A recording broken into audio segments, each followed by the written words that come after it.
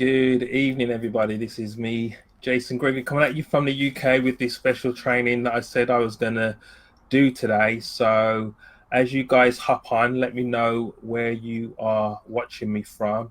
I'll wait for a few guys to jump on before I get into the content.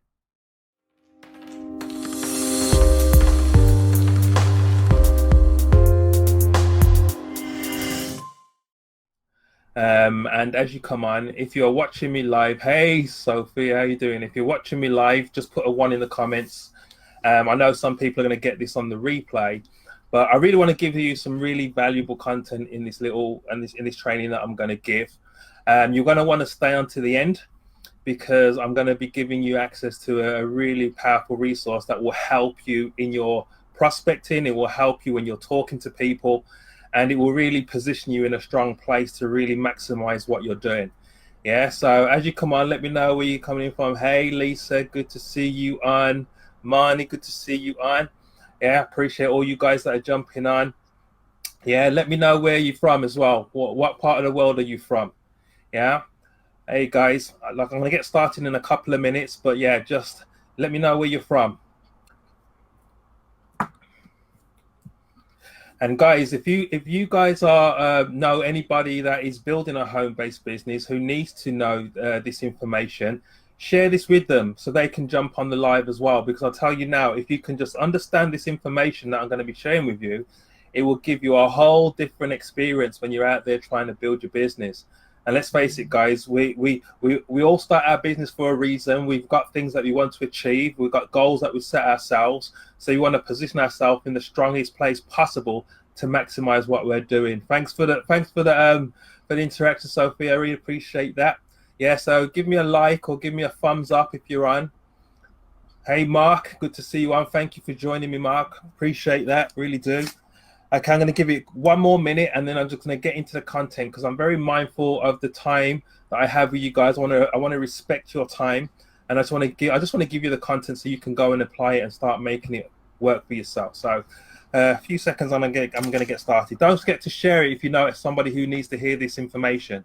Who do you know that's building a home-based business, or who do you know who's trying to build something for themselves that involves people? Anything that involves people, yeah, they're going to want to watch and listen to this information. Sorry, I'm getting tongue-tied.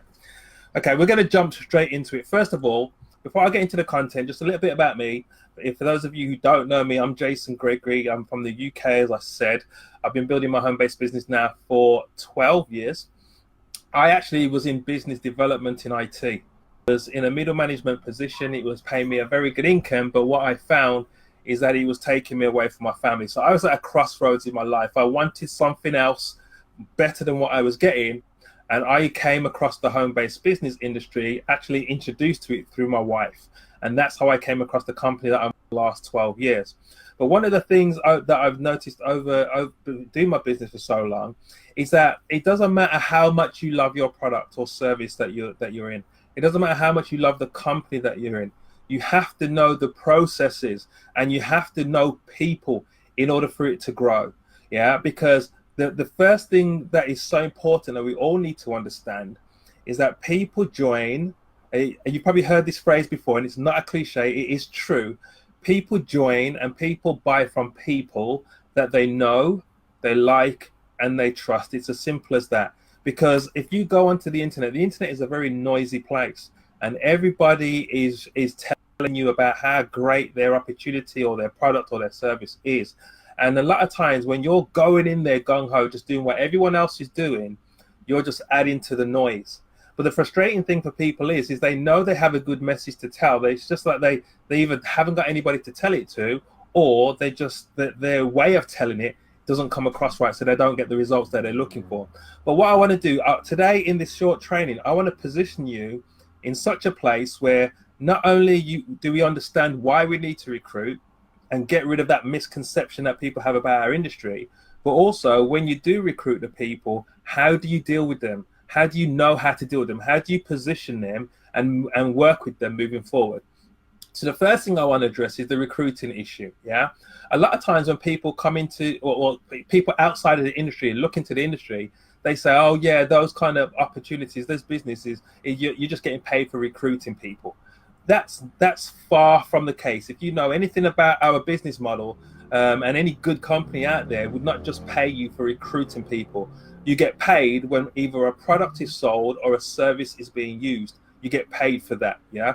But let's address the recruiting issue. Why do we recruit? Why do we sponsor people into our business? Well, let's look at it. Let's look at it, and let's take all the nonsense out of the way. A traditional company, yeah, they have a HR department, and one of the responsibilities of that HR department is recruitment. Yeah, one of the reasons why normal companies recruit is because they're always looking for the cream of the crop to join their organization. They're looking for that next level of leadership, people that they can train up through their organization, who's going to keep their organization fresh moving forward. That's a traditional business. People go to interviews all day long. Why do you think there's so many recruitment consultants out there? Because they're looking for candidates to go into companies. Yeah, that's just what they do. And when you go to your interview, and when the company feels that you are qualified to join them, then they recruit you into their organization, and you start working your job. Yeah, it's a standard practice. So in our business of home-based business, if you're building a home-based business, whether it's network marketing, affiliate marketing, whatever it is, the reason why you're going out there recruiting people is because you're looking for the cream of the crop as well to join your organization, because you're looking for leadership, you're looking for quality, you're looking for people who have passion, people who have a desire, people who want to do something with their life. You're not looking for people who are excuse makers. You go to any traditional company, and somebody who they employ who's always a whiner, never turning up on time for work, never doing their job properly, that person's going to end up with a P45, as we call it in the UK. They're going to get sacked, because they're not positioning themselves in a place to have longevity with that company. Well, in the same way, if you're recruiting people into your organization, there are some people that are going to stay, there's some people that are going to go. There are some people that are going to show themselves as quality and have passion, have desire, they have goals, and they're going to want to do the things that they need to do to build their business. There are going to be other people that are going to join you, make a bunch of excuses why it's not working or why it's not growing, and eventually they're going to leave. It's called attrition. It happens in everything. It happens in home-based business. It happens in traditional business. So let's get the whole why we sponsor out of the way. We sponsor because we're looking for leadership. Yeah, and leaders create other leaders or develop other leaders. You don't develop a bunch of followers. You develop a bunch of leaders. Yeah, and as you do that, your organization will continue to grow. So that's the reason why we sponsor. Yeah, there are many ways in which we can find people and look for people, and we have to go where the people are. Why is it that so many people come to social media? Because everybody's on social media. Yeah, everybody's on social media, and you go where the people are at. But again, the internet can be very noisy, and if your whole message is about how great your product is, or how great your service is, or how great your company is, then you're not doing anything different to what 98% of the people are doing. So you have to differentiate yourself. So how are you going to do that? The first thing you're going to do to differentiate yourself is you're going to lead with value. You're going to understand that there are some needs that people have. There are some holes that need to be filled. And once you identify what those holes are, then the value that you give is going to fill that hole. Yeah, that's how you're going to attract people to you. People attracted to people who can give them value based on a need that they have. And that's what we need to do. So instead of putting all your pictures of your company and your product all over your feed, why not do something that's going to help somebody, answer some questions for somebody, and help somebody in a way? Because that means you're now positioning yourself as a person of value. Yeah. Now, once that happens and the people come on board, again, there are 5 types of distributors that you are going to get into your business. You may want to write this down. Yeah, because there are 5 types of distributors that you're going to get into your business. Yeah, the first type of distributor. So you've done all you're doing your marketing, you're doing your prospecting, you've got them on. Because this is not a webinar talking about attraction marketing and how to get them in the first place. That's the training for a different time. This is you've got them now. So what do you do? Yeah. First of all, like I said, 5 types of distributors. The first type of distributor is known as a wholesale distributor. Yeah. This is somebody who comes on board, they join you, they tell you they're fired up, they tell you they want to change their life, they say all the right things after the presentation and when you're asking them the qualifying questions, yeah? But then they get on board, they start, and then they don't do anything. They don't do the things that they should be doing. They're not plugging into the systems that the companies that have put in place or the processes that are in place. They're not doing any of that. Yeah. But yet they love the product or the service that they're using, and they're buying it or using it at their wholesale level, their discount level, and that's basically where they're at. It doesn't mean that they're never going to change. It just means at that moment in time, that's where they are. They're wholesale distributors. Yeah. Then you get the other type of person who comes into your organization and they love all the social aspect of the business. So, there's live meetings that people can go to. There's conferences that people can go to. There's webinars that people can plug into, and they get to know all the rest of the people in the organization. They get to know the leadership. They get to know all the corporate people, and they just love the whole social aspect of it. But for some reason, they're not building their business. Their business is not growing. Yeah, but they love the social aspect. They turn up all the time. They're probably the first ones at the meeting. If it's a live meeting that they're going to, they love all of that. Yeah, but they're just not building their business. It doesn't mean that they'll never change. It just means that's where they are at that time. They're social distributors. Yeah. Then there's the other type of person, and I don't know why this happens, but it does happen. They join you in the business and they come in and they do a lot of volume. Yeah. And you're thinking, okay, yeah, you've got a runner here. They're doing a lot of volume. But then that same person disappears. And you're thinking, what's happened? Yeah. And they're gone for maybe a month, a couple of months. And then they come back and they do massive amount of volume again. And then they're gone again. They're called seasonal distributors. Yeah. For whatever reason, they do that. Yeah. It doesn't mean that they're never going to change. It just means that that's where they are now. The last thing you want to do is not be able to relate to that person properly and then kind of chase that person off, because what's going to happen is they're just going to go and do that in someone else's organization. They're still creating volume. They're still buying the product or using the service at the wholesale level. It's just at that moment in time, they are seasonal distributors. Yeah. Then you get the other types of people. They're doing everything right. They're plugging into the system. They're learning all the processes that they need to learn. No excuses, just resolutions for issues. So they don't come up with the excuses. They're focused. Yeah. But they've only got a limited amount of time in which they can dedicate to their business, because maybe they're in full-time jobs or maybe they're in full-time education. They've got all these other commitments that they have outside of their home-based business, but they are committed and they're plugging in. They're doing all the right stuff. Maybe they can commit to like 5 to 10 hours a week. They're called your part-time distributors. Yeah. And then these people, because they're plugging in, they're doing all the stuff that they need to do, their check continues to grow, and it gets to a point where maybe their check is now better than their full-time job if they're in one. They've got a nice decision to make whether or not they can leave their full-time job and focus on their home-based business full-time, or maybe cut back on some of the hours of their full-time job and focus on their home-based business. Then they now move into what is known as your full-time distributors. And full-time in our industry is probably 15 to 20 hours a week. Yeah. Now, this is the thing. You need all of the cogs of the wheel to be working for this wheel to go around. So basically, the stability of your check is going to come from your customer base. It's going to come from your wholesale distributors. It's going to come from your social distributors and your seasonal distributors. Yeah. But the growth of your business is going to come from your part-time distributors and your full-time distributors.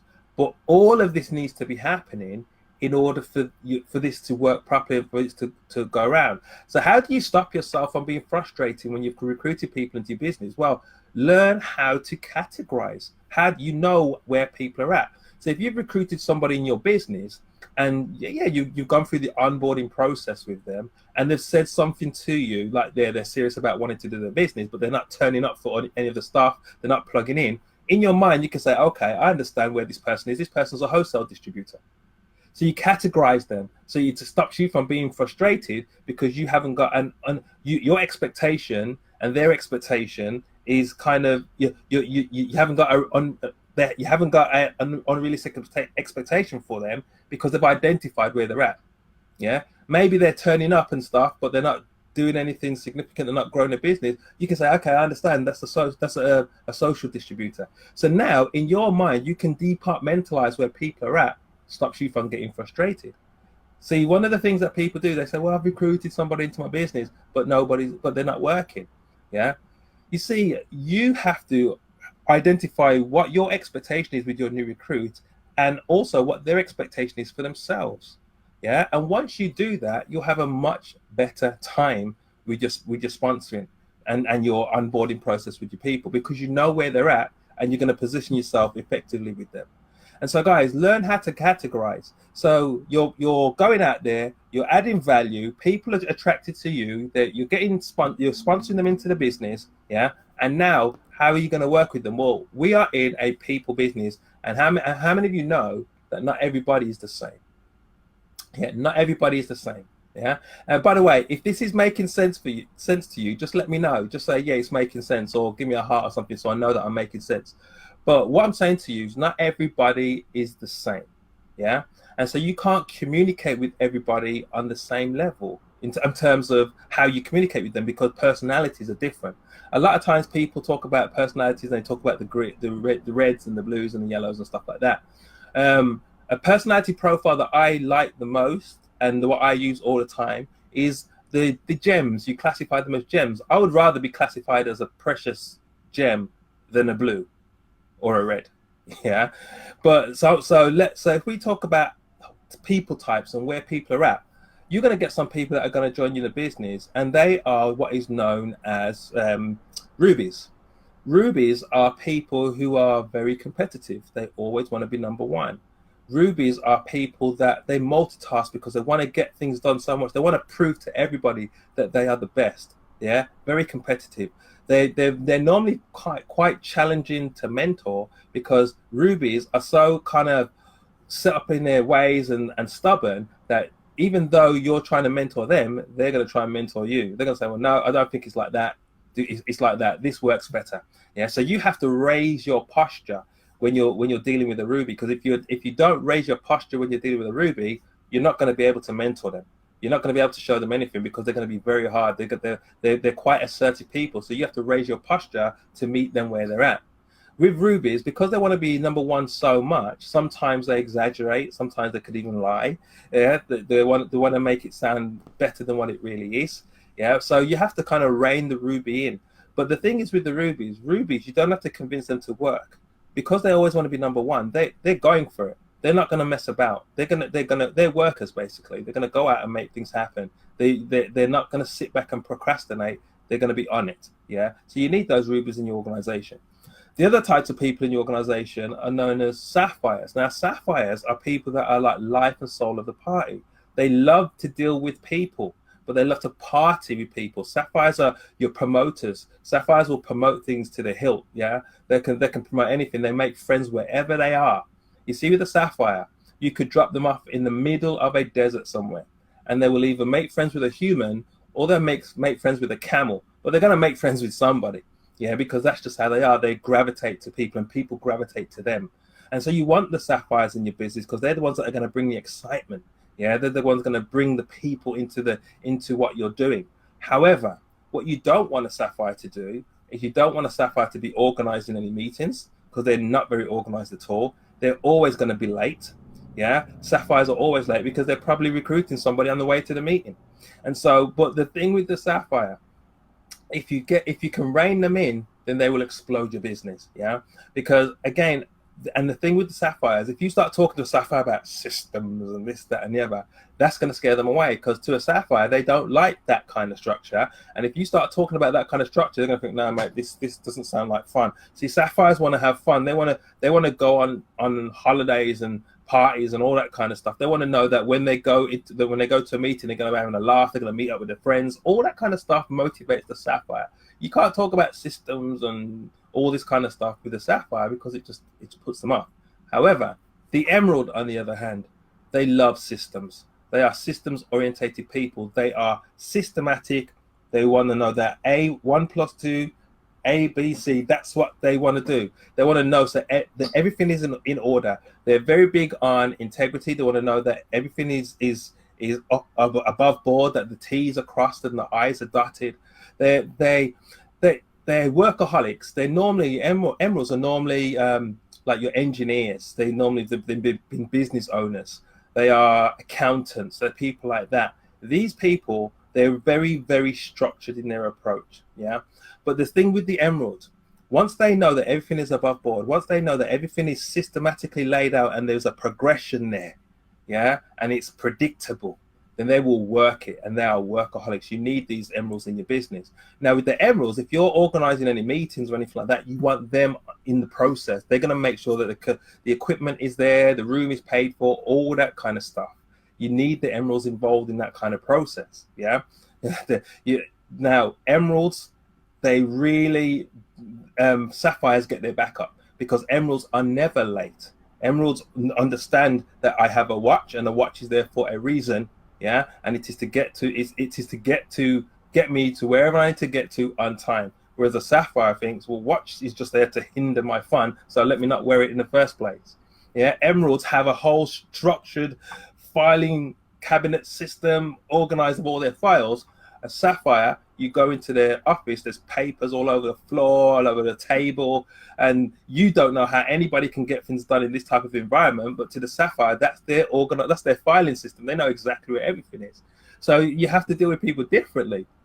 Then the final personality is a pearl. These pearls they like to deal with people just like the sapphires, but whereas the sapphire likes to have fun with the people, the pearls, they like to serve the people. They're very cause orientated types of people. They want to know that they're having a massive impact on somebody's life. They want to know that they're leaving a legacy. They want to know that they're doing something meaningful, that they want to have that intrinsic satisfaction or that intrinsic motivation for doing what they're doing. Yeah. The reason why you need these people in your business is because any good company, yeah, and the compensation plan that is developed by a company, it's structured in such a way that unless you have a desire for helping other people and serving other people, you're going to limit the amount of money you can make. So pearls are perfect for our kind of business because they love serving people, they love helping people, they love developing people. The downside to the pearl is that they don't like change. Yeah, they really resist change. And because of that, it takes them ages to make a decision. So don't expect a pearl to sign up after the presentation, the first presentation that you've seen, because they're not going to do that. They're going to need to contemplate. They're going to need to think about it. They're going to need to pray about it. They're going to need to do all kinds of stuff before they get to a decision. Whereas your rubies and your sapphires, as soon as they see the presentation, if it makes sense to them, they're in straight away. The pearls and the emeralds, they're going to do their due diligence and research, and they're going to take their time. And so you have to know how to deal with these people in terms of your communication. Because if you are communicating to a pearl the same way you are communicating to a ruby, you're not going to get the results. Because rubies, they're fast, they're paced, they're all over the place. A pearl, if you're talking too fast, they're going to feel like you're pressuring them. They're going to say, no, I feel pressured, no. And then eventually they're going to run away. You're going to lose them because they feel like you're pressuring them. Yeah. To an emerald, if you're gonna try and sign them up straight away at a meeting, they're gonna feel that you're not allowing them to do the level of research that they need to do to make an informed decision, and you're gonna lose them. Whereas a sapphire, they'll sign up at the meeting even before the meeting's finished. In fact, they'll sign up without even knowing what they're signing up for because they're so gung-ho like that. Yeah. So you have to know the personality that you're dealing with. So it's pointless we're talking about recruiting and sponsoring people, and we don't address dealing with people once they're in your business, once they're in your organization. You have to know the types of people that you are dealing with, because if you don't know that, one of the dangers is you can scare people away from your business and not realize that you're doing it. Yeah, in your prospecting process, you can say to yourself, well, why aren't I getting the results that I'm getting? And really, if you check it out, because people have been scared away because you communicated to them in a way that they couldn't relate to. You see, if you start understanding people more, you can then start communicating with people according to their personality. And when you do that, your conversations are a lot better.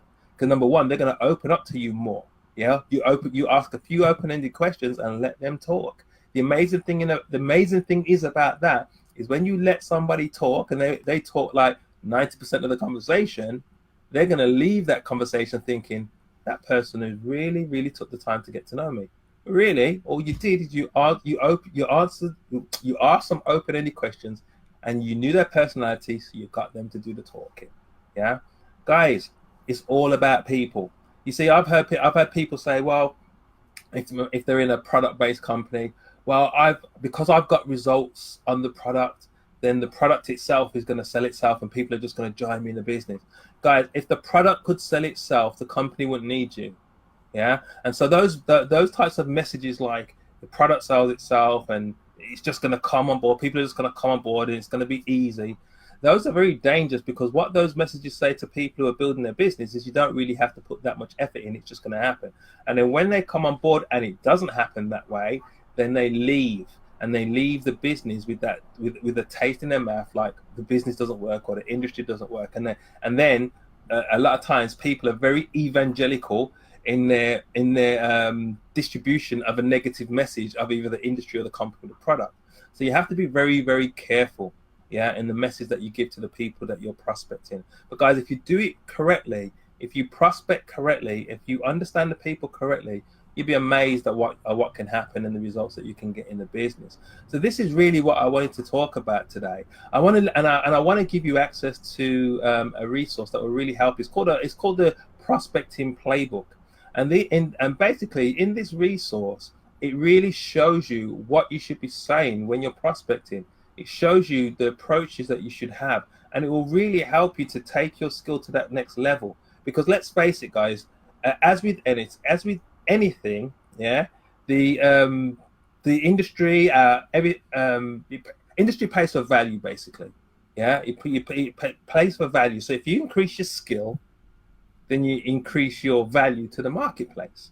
And so if you've got less skill, then you've got less value. So if you haven't got skill in the area of prospecting, then you're not going to be valuable in the area of prospecting. But if you increase your skill in that area, all of a sudden your value goes up.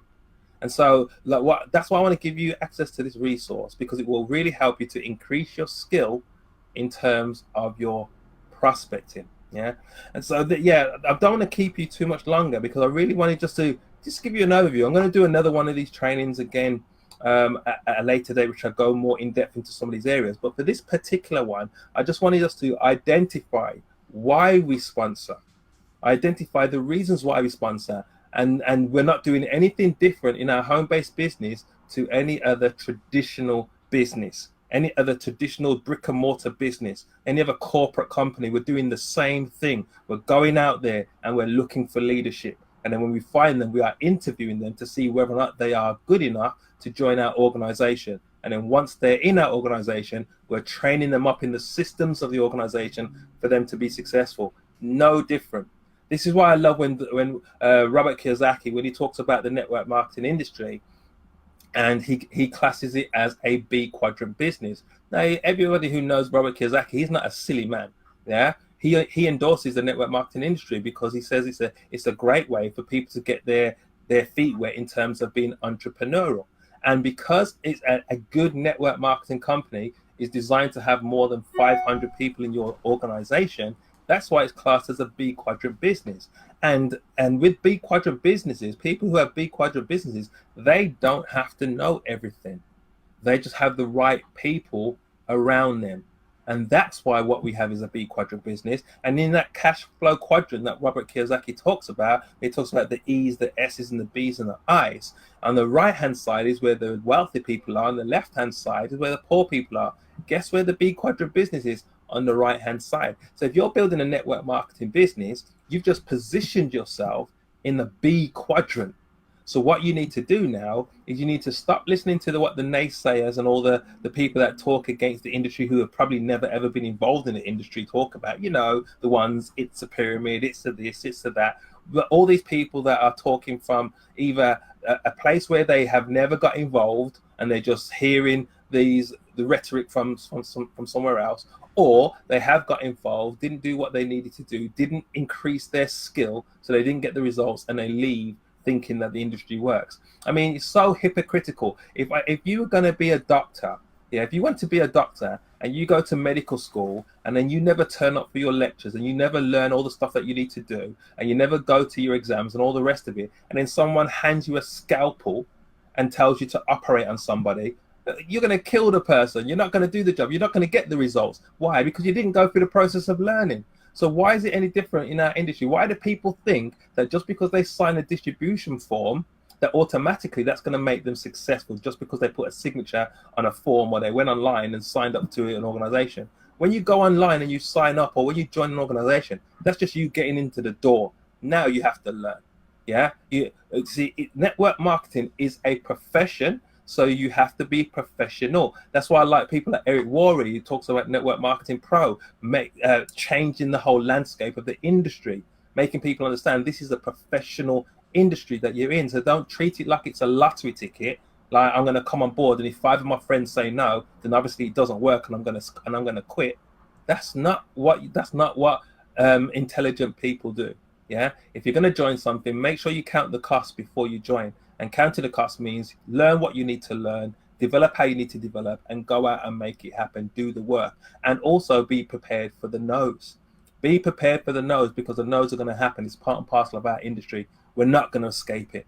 There's a really, really good book, if you get a chance to read it or listen to it. It's called Go for No. Yeah. If you in fact, what I'll do in the comments, if you let me know if you want a copy of it, I'm gonna send you access so you can see like an audio version of it, so you can listen to it. It's a really, really good book. Yeah. But I'm gonna give you access to that. But also, for those of you who want access to the prospecting playbook as well, guys, if you let me know in the comments whether or not you're watching this live or whether or not you're watching this on a replay, if you let me know if you want access to it, then I will message you with access to the prospecting playbook, and I will also message you with access to the Go for No audio book as well. And so, guys, this is what I wanted to talk about today. I'm not going to keep you much longer. How long have I kept you? Half an hour on the dot. Yeah, so it's been 30 minutes. Thank you, guys, for all you guys who stayed with me. Thank you for those of you who joined me live, and thank you for those who are going to join me on the replay.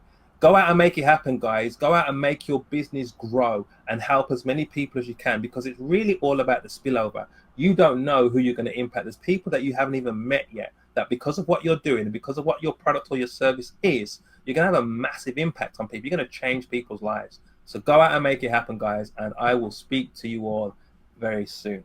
Take care. God bless. Speak to you soon.